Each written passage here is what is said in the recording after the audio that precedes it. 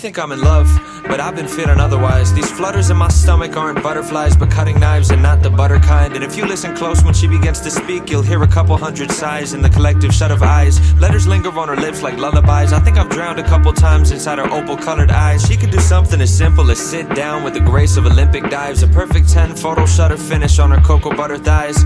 Catch her wearing loose pajamas on a Sunday, and she'd overshadow any supermodel on a runway. When she wakes up in the morning, she smells like vanilla essence and a bittersweet recollections of your adolescence. Summer camp and piano lessons and presents you got on birthdays. Orange creamsicles and double plays on first base. And walk past her in the halls, and if your shoulders feel the slightest brush, you might melt to liquid gold, the lightest kind of Midas touch. I've seen the way she drinks espresso during classes and reshapes a paper cup into an emerald-covered chalice. Sugar packets pouring crystals, napkin origami cranes, gunning gorgeous glances to me through her Giorgio Armani frames.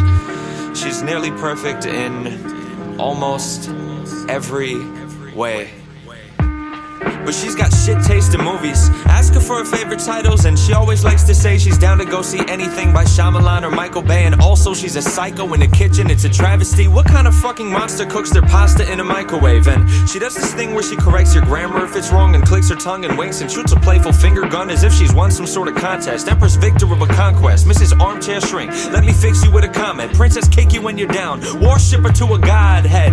It seldom happens that she listens to my voice and doesn't chime in quick with unsolicited advice. An unapologetic tyrant, a passive-aggressive rivalry. Ask her a question and catch a handful of assassin irony. And trust me, really, she is just the worst of board games. Debates about the rules like legislators at a court case. Tampers with the scales of justice, wielding pencils as her gavel. Once I even caught her cheating while she kept the score in Scrabble. She's a fucking wreck at checkers, plays Monopoly sloppily, always bringing up disputes and games of Trivia Pursuit. Sucks at Battleship and Risk, she fights better hand to hand. And don't even get me started about how trash she is at Candyland. Like you can't be bad at that game, yet you lose all the time. It doesn't make any sense.